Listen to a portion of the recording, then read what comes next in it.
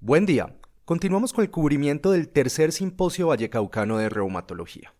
Estamos hoy con el doctor Miguel Mesa. Él es reumatólogo de la Universidad de Antioquia y es el reumatólogo actual de la Clínica del Rosario en Medellín. De una charla fenomenal el día de ayer en conjunto con la doctora Viviana Parra. Hablaron de enfermedad inflamatoria intestinal y cuándo debemos llamar al reumatólogo. Miguel nos trae unos tips, unos consejos para llevar a casa de la discusión que estuvo muy interesante. Miguel, bienvenido.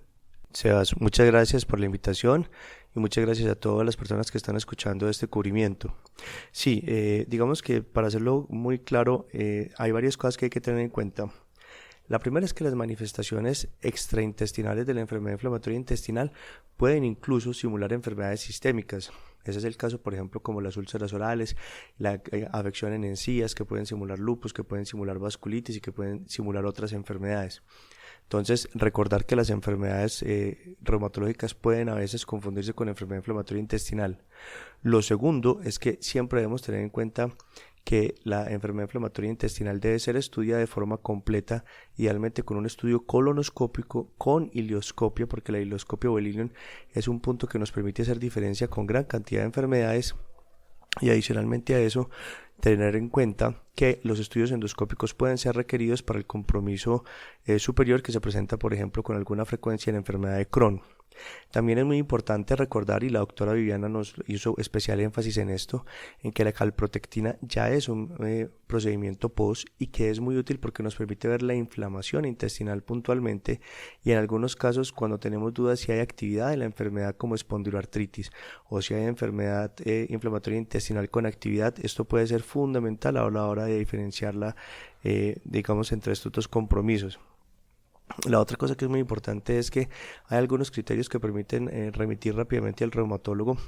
Los pacientes con pérdida de peso, con dolor abdominal crónico y con diarrea con sangre tienen una indicación absoluta para remitirlos para evaluación a gastroenterología, y también los pacientes que tengan déficits nutricionales como una deficiencia de vitamina B12, deficiencia de hierro o un síndrome constitucional con pérdida de peso o fiebre de causa no explicada pueden tener indicación para remitirlos.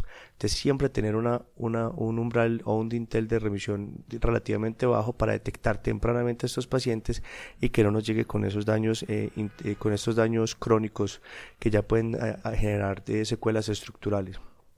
Y quizás dos cosas para terminar, es que nunca debemos olvidar que nuestros pacientes son pacientes inmunosuprimidos y que muchas veces cuando creemos que están con actividad en la enfermedad podemos estar en presencia de complicaciones infecciosas como citomegalovirus o como colitis pseudomembranosa. Entonces siempre requerimos el estudio endoscópico y los estudios correctos para diferenciar.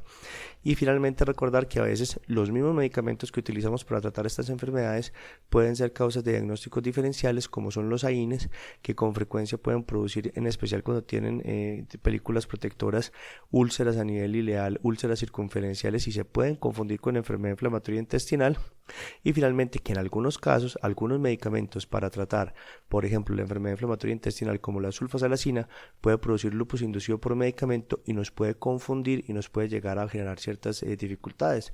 También pasa con los anti-TNF, pero en este caso siempre tendremos que tener en cuenta el balance costo-beneficio entre continuar el medicamento, cambiarlo por una terapia más local en el contexto de lo devastador que puede ser una enfermedad inflamatoria intestinal no controlada. Miguel, muchas gracias por estos puntos a llevar a casa, un resumen de una charla que fue fenomenal. Muchas gracias por acompañarnos hoy. Nosotros continuaremos con el cubrimiento del tercer simposio vallecaucano de reumatología. Y por último les recuerdo, estaremos con Reumatimes y Miguel será uno de los expositores en Reumatimes este 2 a 5 de junio, donde haremos el cubrimiento del Congreso Europeo de Reumatología. Pueden ingresar a www.reumatimes.com e inscribirse completamente gratis si son personal de la salud.